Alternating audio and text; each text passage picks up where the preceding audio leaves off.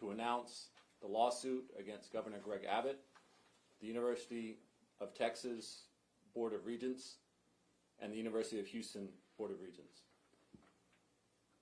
As we gather here today, I reflect on years past, namely 2019, after the Texas legislature passed the House Bill 89, and again in 2021, or I'm sorry, in 2017, when the Texas legislature passed the House Bill 89, which banned all state contractors from boycotting, divesting, or sanctioning the State of Israel.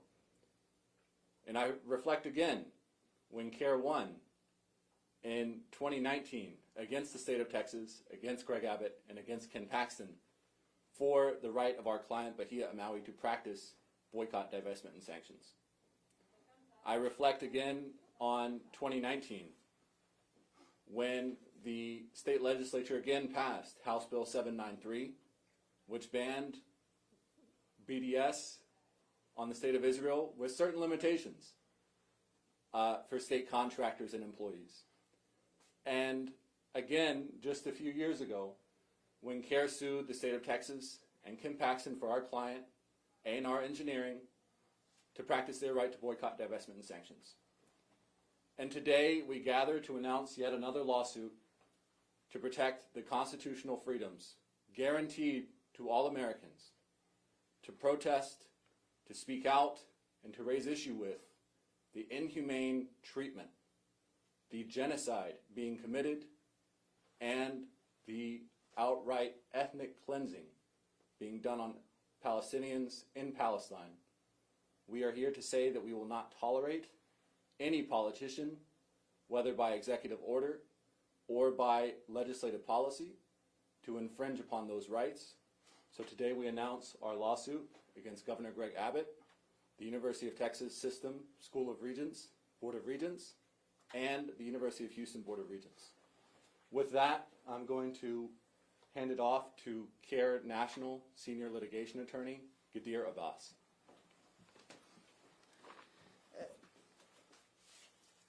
As in the aftermath of October 7th, when campuses across the country were roiled by those events, students were targeted for doxing, death threats. They were fired. Job offers were withdrawn in an effort to intimidate them. This lawsuit and the months and weeks of protest that has inspired people all across the world stand for the principle that these students are not intimidated. And they're not intimidated because in the United States we have a First Amendment. And the First Amendment has durably stood for the promise that free speech is real. It's real if you're saying something that is unpopular. It's real if you're criticizing someone that's powerful. It's real even if the people around you don't want to hear it. But in this case, we need to listen to our students. Our students at the public schools we send them to. They're telling us that there's a genocide going on in Gaza. They're telling us that our institutions are complicit. And instead of supporting them, we're violently disrupting their protests. We're smearing them as bigots. And we think that this lawsuit and the activism by these students and others like them will win out against Greg Abbott, against these public college campus officials, and at the end of the day, free speech will win. Bringing up now CAIR National Board Member and Criminal Defense Attorney based here in Houston, John Floyd. Good afternoon. My comments are going to be brief because I really want to hear from our students and future leaders. But primarily, I would like to make a suggestion to Governor Abbott. It's time that you pick up and read a copy of the Constitution. This is, as Billy was saying earlier, this is the third time our governor has affixed his signature to either legislation or an executive order which infringed on free speech, constitutionally protected speech of all Americans, of all Texans. I'm a born Texan. We appreciate our independence, our free speech, and none of us should take this lightly. So today we have filed yet another lawsuit against Governor Abbott because of his unconstitutional executive order. And today we'll hear from the students about why this is important to them and why this needs to be repealed by the courts as soon as possible. So I'm just going to give it back to Billy. And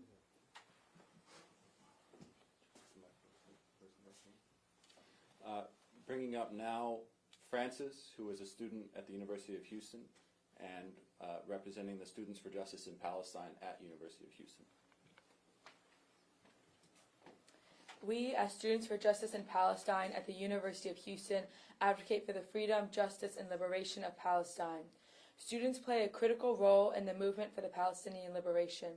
We hold true power on our campuses, and that is the reason Greg Abbott attempts to stifle our ability to organize. We understand this executive order as it is, an attempt to target us and intimidate us into silence. We understand that we as students have a role in the struggle because our universities are not only complicit but active participants in the ongoing genocide of Palestinians and the over 76-year-long occupation of Palestine through their investments in weapons manufacturers and companies that uphold the occupation. For years, we have campaigned for divestment from companies complicit in the occupation, ethnic cleansing, and current and ongoing genocide in Gaza. Our administration has ignored us, and more recently, they have continued to send police after us to threaten, arrest, and brutalize us. Their actions are clear. They do not wish to heed to the calls of their students, and instead they want to intimidate us into silence. But our administrations and Governor Greg Abbott cannot silence us. We will never stop organizing for the liberation of Palestine on our college campuses. It is the moral imperative of our time to combat the complicity of our institutions in the genocide of Palestinians. The genocide has been ongoing for over 220 days and the occupation for over 76 years. Just recently, Israel invaded Rafah. As the settler colonial project of Israel increases its violence, the U.S. continues to supply weapons to enact that very violence. There is a moral obligation of every person of conscience to speak out until the end of this genocide and until complete liberation. We ask our community to support us as we continue to organize through this unjust targeting. Show up to our events, be there for our students, and help us make it clear to Greg Abbott that we will not be silenced.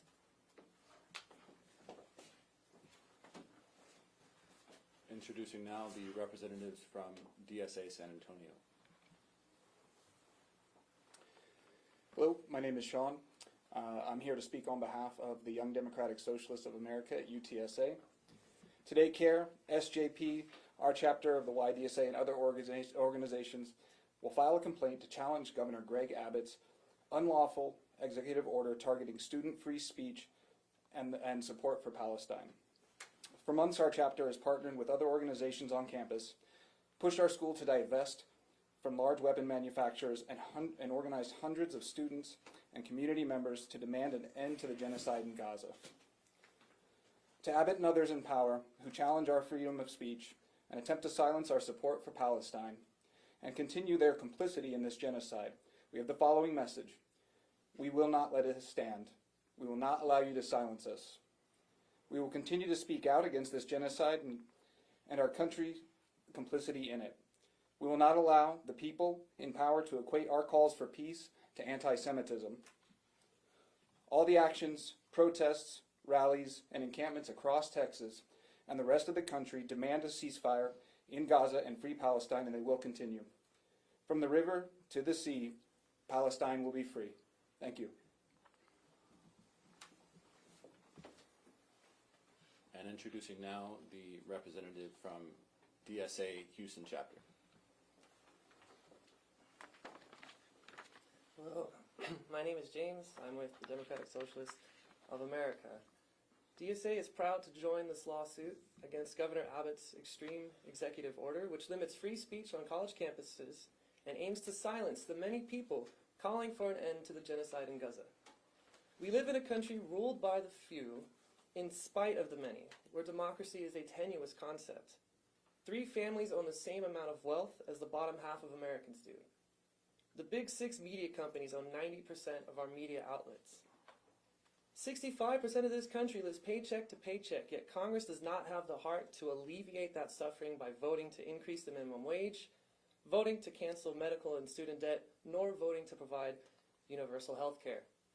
That same Congress does find space, however, to vote on banning the social media platform TikTok once its users gain traction in spreading the reality of what the Palestinian people are facing. Right-wing thought is always protected in this country since it serves the interests of the corporate rulers. Sitting U.S. senators can call with impunity for pro-Palestine protesters to be run over. Yet Congresswoman Rashida Tlaib gets censured for criticizing apartheid. First Amendment protected free speech is now under fire at our public institutions of higher learning. Our students are being forcibly removed from their own campuses by police in riot gear for expressing their views. And yet the University of Texas launched the right-wing Salem Center for Policy in the year 2020. UT opened the right-wing Civitas Institute in 2023. The right-wing viewpoint is consistently provided with well-financed platforms while other viewpoints are repressed. Public institutions should serve the whole public and not just the privileged few. And that is why this lawsuit is so important. Our YDSA and our SJP comrades are doing nothing wrong. They are merely exercising their constitutional rights to freedom of speech.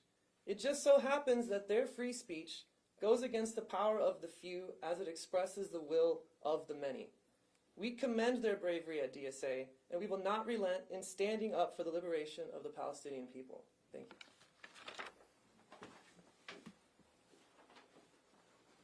Before we take any questions, I'd like to close by saying free Palestine from the river to the sea. Thank you. And if there are any questions, we'll take it now.